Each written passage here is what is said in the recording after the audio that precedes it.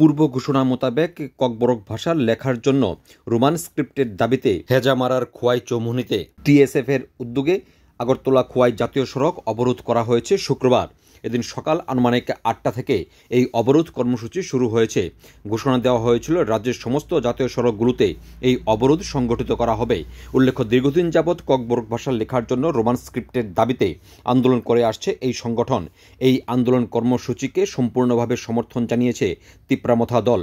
উল্লেখ্য, তিপ্রামথা দলেরই এটি ছাত্র সংগঠন। এই আন্দোলন কর্মসূচিকে কেন্দ্র করে এই জাতীয় সড়কে যান চলাচল একেবারে স্তব্ধ হয়ে পড়েছে শুক্রবার। গোটা রাজ্য জুড়ে এই জাতীয় সড়কে ধরে যে সমস্ত যানবাহনগুলি চলাচল করত সেগুলো রাস্তার দুধারে আটকে গেছে। রাজ্যের বিভিন্ন প্রান্ত থেকে যে সমস্ত মানুষ রাজ্যের বিভিন্ন প্রান্তে যাতায়াত করার জন্য বাড়ি থেকে এদিন বের হয়েছিল, রাস্তা অবরোধ থাকার কারণে তারা নিজেদের গন্তব্যে পৌঁছতে সক্ষম হয়নি। এদিন সকাল থেকেই রাস্তার মধ্যে আগুন জ্বালিয়ে বিক্ষোভ প্রদর্শন করেছে এই সংগঠন। তাদের দাবি অতি সত্বর রাজ্যের ককবরক ভাষা লেখা এবং পড়ার জন্য রোমান স্ক্রিপ্ট চালু করার সিদ্ধান্ত গ্রহণ করতে হবে। উল্লেখ্য, আজ থেকে ত্রিপুরা বিধানসভার অধিবেশন শুরু হতে যাচ্ছে। এই বিধানসভা অধিবেশনে এই বিষয়টি উত্থাপন করার লক্ষ্যেই সংগঠনের তরফে সরকারের ওপর চাপ সৃষ্টি করতে এই ধরনের উদ্যোগ বলে ধারণা করা হচ্ছে। আমাদের এই খোয়াই চৌমুহনী আমরা গতকালকে টিএসএফের পক্ষ থেকে আমরা জানিয়ে দিয়েছি যে আজকে আমরা সকাল 6টা থেকে সারা ত্রিপুরা ব্যাপী ককবরকের রোমান স্ক্রিপ্ট আগে থেকে অনেক দিন যাবৎ আমরা দাবি করে এসেছি, কিন্তু এই সরকার বিগত 25 বছর সিপিএম সরকার কেউ আমাদের দাবিকে মেনে নেয়নি।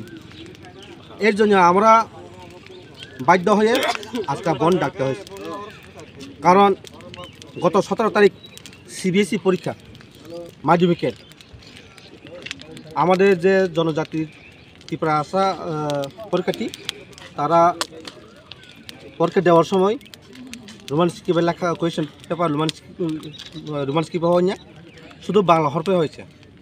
আমরা আগে থেকে দাবি জানিয়ে এসেছি যে দুইটা স্ক্রিপ্টেই যেন প্রশ্নটা ছাপা হোক, কিন্তু একতরফা নীতি করে শুধু বাংলা স্ক্রিপ্টে ছাপা হয়েছে।